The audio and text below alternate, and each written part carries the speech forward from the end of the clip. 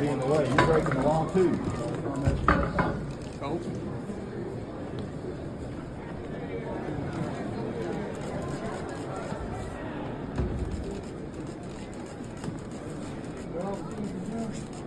Yes, Bill. Come past the door.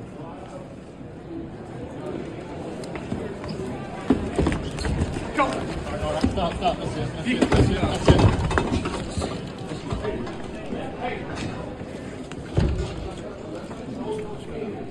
Come on, this is going too far. It has gone too far. I have an obligation to be in that room. I represent 200,000 people in Northwest Georgia who duly elected me to be here today. And you're hindering that. Not hindering nothing. Unconstitutional. No, sir. Go ahead. You have no respect for the Constitution. I need you to step away. Complete from the door disrespect to the now. Constitution. I need you to step away from the door now. Okay. I don't want to go down this road with you, but I need you to step over here. Yes, sir. I have a constitutional I obligation. understand what you're to be there, saying, sir. I understand what you're saying. This has gone too far, so we need to stop it. So you're preventing me from entering. The doorkeeper says you are not allowed in, sir.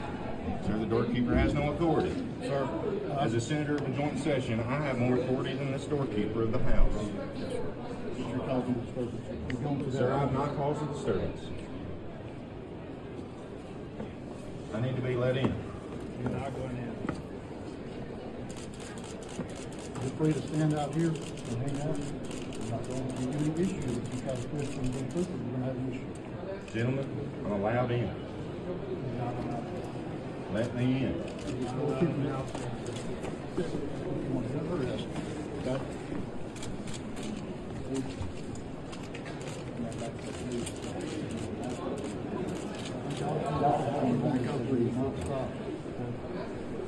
Back up, please.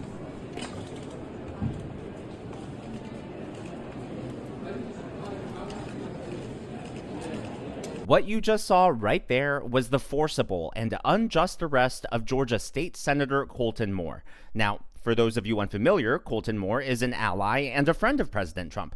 But more than that, he helped expose Fani Willis for the corrupt special prosecutor that she was. He was key and instrumental in helping expose her relationship and her conflict of interest with her lover. Mr. Wade. Now, the reason all of this happened is because Colton Moore was banned from attending the State of the State, which is his job as a state senator to attend these official functions and these hearings. It's his job to represent his constituents. But the reason he was banned is because he dared say something bad about the former Speaker of the House, who is David Ralston. So today, during the State of the State, they were going to vote on whether or not to rename a University of Georgia building after who you see on your screen, former Speaker David Ralston. Well, Colton Moore had a problem with that, and he was very vocal about it before today's State of the State. And in fact, Colton Moore is on record, this is according to a local Fox affiliate, this body is about to memorialize, in my opinion, one of the most corrupt Georgia leaders that we are ever going to see in my lifetime. But it wasn't just David Ralston's corruption when he was Speaker of the House in Georgia. It was also the fact that he was an attorney and practicing at the time, and he represented many unscrupulous clients. According to the Federalist, former Speaker Ralston faced accusations of using legal maneuvers to slow walk trial proceedings in a case in which he represented a man indicted by a grand jury after being accused of raping a 14-year-old girl. The man pleaded guilty to sexually assaulting the girl in 2019, receiving 10 years of probation and no prison time. And part of the reason he received no prison time is because this case was slow walked and it was delayed, and there were a lot of accusations that Ralston played a key role in those delays. So the current Speaker of the House right now, who, by the way, may I point out, is an establishment Republican, a never-Trump Republican, demanded that Senator Colton Moore apologize, and apologize publicly to the family of former Speaker Ralston, or else he would be banned from the State of the State. And of course, Colton Moore did not apologize, and that's why you saw the Georgia state officers right there not only arresting him, but, getting tough with him physically, getting to the point where they threw him on the ground for just trying to do his job, for just trying to show up to this state function, to show up to this hearing where they're going to vote. And it's, by the way, it's his job to vote. It's his job to represent his constituents. This whole thing, not only is it corrupt, it just reeks of the anti-Trump Republicans throwing whatever hissy fit they can and taking out their frustration at anyone who dares think outside of the box, who dares think with morality, who dares think for their constituents. It really is disgusting. So before all of this went down, Colton Moore actually published a letter. You can pause your screen if you want to read it. He published this letter, sent it to Speaker John Burns saying, hey, what you did is unconstitutional. It's unlawful. I'm going to show up anyways. And indeed, Colton Moore showed up and we saw what happened. Well, he was arrested, and because this all happened in Fulton County, you know, this is where Atlanta is, he got his mugshot, I believe, taken at the same jail where Donald Trump had his mugshot taken. And I don't know about you, but to me, this mugshot is pretty badass, and it reminds me a lot of Donald Trump's mugshot. So here is my question of the day. Whose side are you on? Do you stand with Colton Moore for trying to do his job, trying to do his duty, trying to vote, which is his responsibility? Or do you think he's at fault here because he was banned from the state of the state and he should have, you know, followed the rules, followed the directive from the Speaker of the House? Let me know your thoughts down in the comments below. Now, what's really interesting is this is all happening in Georgia. This is all happening in Atlanta.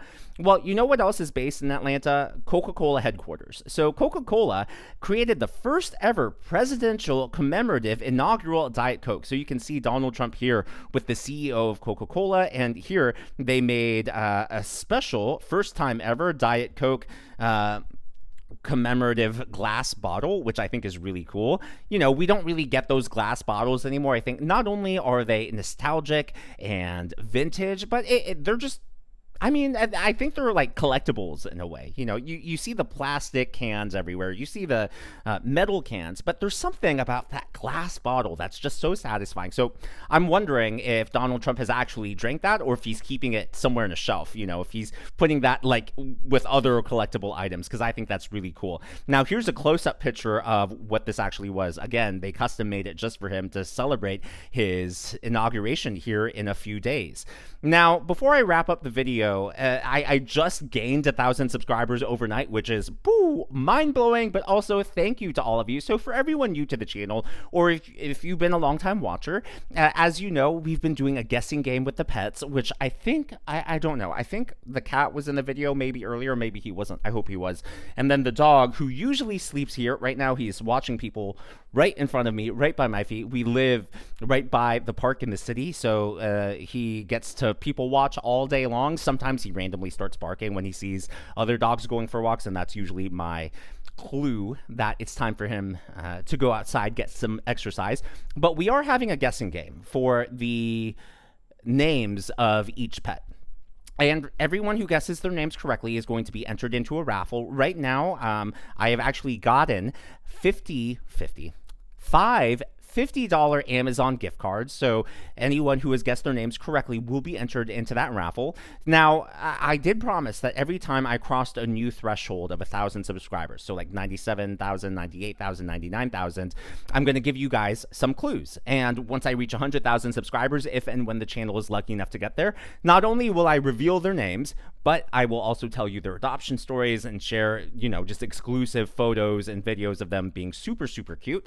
So, as a reminder, the first clue for the dog was he is named after a dragon in a fantasy series, and the clue for the cat was he is named after a gambler in a fantasy series. And based on those two clues, yes, I'm going to give a new clue today in this video, but before I do that, I did want to acknowledge everyone who has guessed their names correctly. So everyone who has guessed the names, the dog's name correctly is on this screen. You can pause it, look for your name. There is one other card, so here are the rest of the people who have also guessed the dog's name.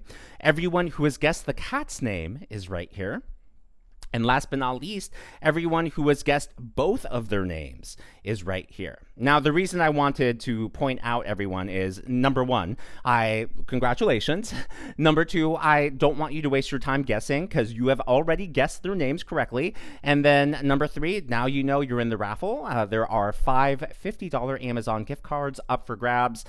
Maybe there will be more giveaways. I'm still working on that, but for sure, those 5 gift cards. Now, clue number two, because I just crossed 97,000 subscribers late last night, earlier this morning, however you want to look at it. But let me see if I remember the phrasing of this. If you can identify Chef Ramsay, you have the ingredients for my dog's name. I think that's clever. I hope so. If you guessed it correctly, I think it makes sense. I hope it makes sense. So one more time. If you can identify Chef Ramsay, you have the ingredients for my dog's name. So that is a non-fantasy clue, because a lot of people were complaining. They're like, Daniel, I'm not into fantasy, so I don't know dragons. I don't know gamblers in the fantasy series. And so that is one promise. This clue is completely not fantasy related. And same with the cat. Here is the second clue for the cat. If you remove the oni from your wedding ceremony, you have my cat's name. Or you can also put it this way. If you remove the oni from your wedding vows, you have my cat's name. So that is clue number 2. There are now 2 clues out there. Let me know your guesses down in the comments below. If you guess it correctly, I will I'll let you all know every time I cross 1,000 subscribers, I am going to update these lists so you don't have to keep guessing. And then that way you also know that you were entered into the raffle. So again, as always, everything in this video is just my analysis and commentary. This is what's going on in the world of politics from my point of view, and I would love to hear from you. Again, the question of the day is, who do you think is in the wrong here? Do you think that Colton Moore did the right thing in trying to enter the state of the state, even though he was banned? Personally, that's where I am. You know, I think he was unjustly banned. I think it's dumb for the Speaker of the House to ban him. Just, I don't like what you said. Like, I think you need to apologize to his family. It's not like he said anything defamatory, slanderous, anything libelous. He shared his opinion, and his opinion on the man's actions. Now, whether or not it's tactful or tasteful, you know, I think that's up for debate. But for the Speaker of the House to ban a member from coming to vote on an important issue, again, remember, they were voting on whether or not they were going to rename a building at the University of Georgia after this man. I think he had every reason to attend. So do you think he was in the wrong, Colton Moore, for trying to attend? Or do you think the Speaker of the House was in the wrong? Let me know your thoughts down in the comments below. If you haven't already, please be sure to give me a thumbs up. I know it's a simple thing to ask for, but it really does help me in the algorithm to reach more comments, more likes, more users like you. Yeah, these totally are unscripted. Be sure to smash the subscribe button. Oh boy, long day. And check out one of these videos.